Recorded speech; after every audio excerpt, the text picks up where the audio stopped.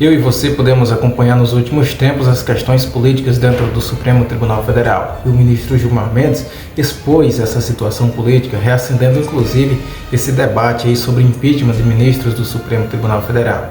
E aí, nos últimos dias, uma das declarações do ministro Gilmar Mendes do Supremo Tribunal Federal voltou a acender novamente esse alerta sobre os rumos da democracia brasileira. E em uma entrevista aí que estava sendo inclusive transmitida ao vivo, o magistrado resolveu e admitiu sem nenhum constrangimento sua intenção de atuação política e as condições de interlocutor entre diferentes grupos de poder, desde lulistas, bolsonaristas e entre outros grupos. E aqui está o ponto central: o ministro da Suprema Corte, que deveria zelar pela imparcialidade, pela constitucionalidade e pela lei, se coloca como peça política ativa, negociando e articulando com diferentes setores da política nacional. Isso levanta ainda uma questão grave: até onde vai o papel do judiciário no Brasil? Coisas que poderiam ficar apenas nos bastidores, não deveria ser nem discutido por ministros, acaba sendo o foco principal da Suprema Corte. E a confissão de Gilmar, quando o juiz assume ser político, ela gera bastante questões problemáticas. Na fala que repercutiu em todo o país, Gilmar Mendes declarou que teve conversas com todos os lados da política e que sempre buscou atuar como interlocutor, e que também teve inclusive, já tratou diretamente com o ex-presidente Jair Bolsonaro para tirar teorias conspiratórias de circulação. Seria teses de Gilmar Mendes, é o que ele mesmo disse. E isso aí escancara uma contradição. O juiz, que deveria se ater aos processos, julgamentos, confessa que age como mediador político e não se trata apenas dessa aproximação institucional ou diálogos formais entre os poderes, mas o que ele mesmo disse, são articulações nos bastidores, sem registro, sem ata e muito além, sem transparência, o que ajuda a dificultar as questões.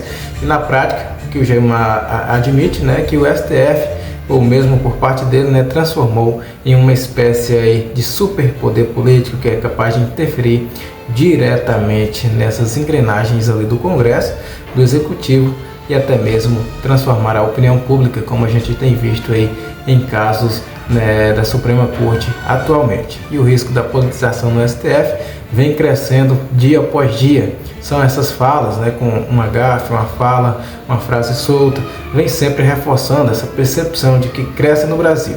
Cada vez mais essa questão do Supremo Tribunal Federal, que deixou de ser uma corte imparcial e se tornou um ator político, principalmente a partir de 2018. E de acordo com o que a gente tem visto, os ministros da Suprema Corte também passaram a aparecer mais na imprensa, aparecer mais dando entrevistas, posicionamentos, inclusive antecipando sentenças, como a gente vê aí no caso do ex-presidente Jair Bolsonaro, atacando questões de adversários, virou a toga do palanque. E aqui está um grande problema, Nenhum desses ministros foi eleito pelo povo.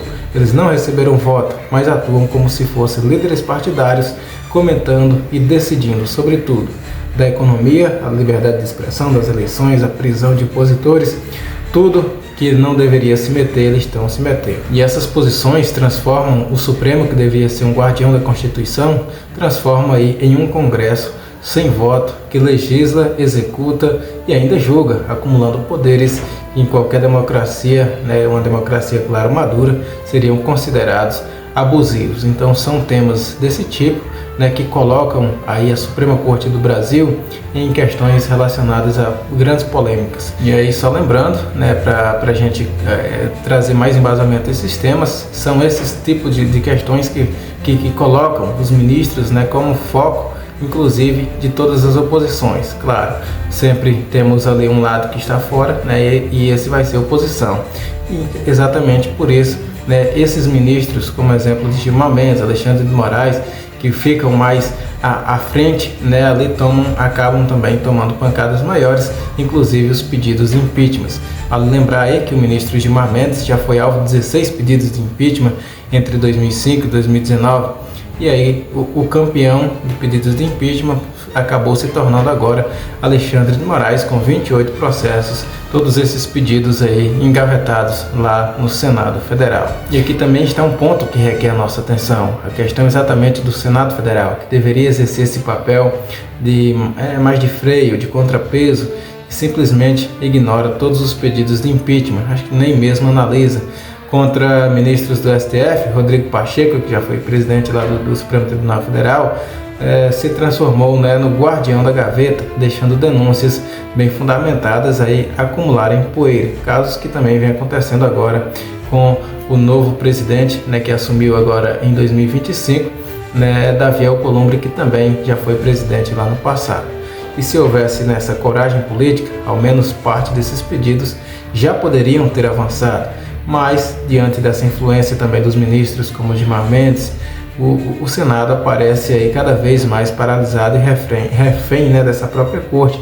Como dizem alguns ministros de oposição, acabam ali ficando, de certa forma, que acovardados, até por terem também muito rabo preso, e aí o Supremo é que acaba votando essas questões, acaba também prendendo esses presidentes lá do Senado, E aí vamos falar aqui um pouco sobre uma questão também de um novo projeto que está surgindo aí. Trata-se de o projeto Quebra-Gaveta, apresentado aí pelo Partido Novo, que tem também como um dos seus idealizadores, o ex-deputado Deltan Dallagnol, que ficou bastante conhecido na Operação Lava Jato, ele era atuante ali em parte dos processos, e vamos aqui repercutir um pouco sobre esse projeto, e aí que a gente traz exatamente sobre essa dura realidade dos projetos engavetados lá no Senado Federal. Diante dessas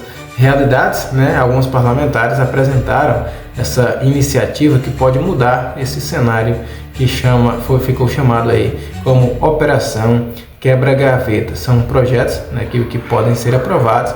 É o projeto 4001 de 2025, que altera a lei do impeachment para estabelecer esses prazos claros e objetivos para andamentos dos pedidos de impeachment dos ministros do Supremo Tribunal Federal. Na prática, se essa lei for aprovada, o presidente do Senado não poderá mais ignorar, dar indeferimento às denúncias. Haverá ali prazos para que ele possa analisar, colocar em votação, e se houver omissão, o próprio presidente da casa será responsabilizado, podendo inclusive ele, presidente, acabar sendo impeachmentado. Outro ponto importante do projeto, que também garante que as CPIs não sejam mais engavetadas também, como tem acontecido hoje, retarda, atrasa ou mesmo não são instauradas, já possui aí um número bastante de assinaturas, é o caso da CPI do abuso de autoridades, e ainda assim continua enterrada, engavetada, acorrentada lá nas gavetas do presidente Hugo Mota, lá na Câmara dos Deputados.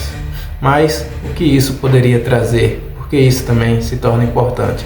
Se esses projetos já estivessem em vigor, o Brasil poderia ser outro. Alexandre de Moraes e Gilmar Mendes, por exemplo, poderiam estar sendo investigados formalmente, e os abusos de autoridade também teriam sido enfrentados. Hoje, vivemos aí, porém, um quadro em que os ministros do STF atuam como legisladores, como jornalistas, como líderes partidários e até mesmo como articuladores políticos. E o problema é que fazem isso sem voto, sem responsabilidade política e sem fiscalização real. E aí acabam sempre defendendo aquele presidente que os colocou lá, aquele que fez a indicação, o apadrinhamento político. E o silêncio conveniente da esquerda também e da mídia, que acaba também influenciando bastante nessas questões. Quando eles estão no poder, muita coisa também acaba sendo silenciada. E outro detalhe importante é a questão exatamente da grande imprensa, que sempre se apresentou como uma defensora da democracia e silencia diante dessas confissões, não dando destaque nenhum. E quando o ministro do Supremo admite sua atuação política, como aconteceu, os jornais e as televisões tratam com bastante normalidade, como se fosse normal. Imagine se fosse o contrário. Imagine se algum general ou até mesmo o Bolsonaro mesmo dissesse publicamente que articula em segredo com todos os lados da política. A reação, claro, seria bem imediata. Acusações de golpe, de autoritarismo, de ameaças à democracia, tudo isso viria à tona em poucos minutos. Mas, quando se trata do STF, faz isso, o silêncio predomina. É um jogo de dois pesos ou duas medidas, o que sempre acontece aqui no Brasil, né? Infelizmente é o que está aqui. E o que estaria em jogo? Você sabe? O que está em jogo aqui é algo muito maior que a imagem de um ministro. É o futuro do equilíbrio entre os poderes no Brasil. Talvez isso não importa muito, né? Se o Senado continuar omisso, se a imprensa continuar calada e se o STF, né, continuar agindo como superpoder político, a democracia brasileira vai acabar, né, seguir apenas como formalidade, sem de fato existir na prática. É como eu já tenho dito em diversas vezes, é uma democracia que é bastante relativa, depende de qual lado você está.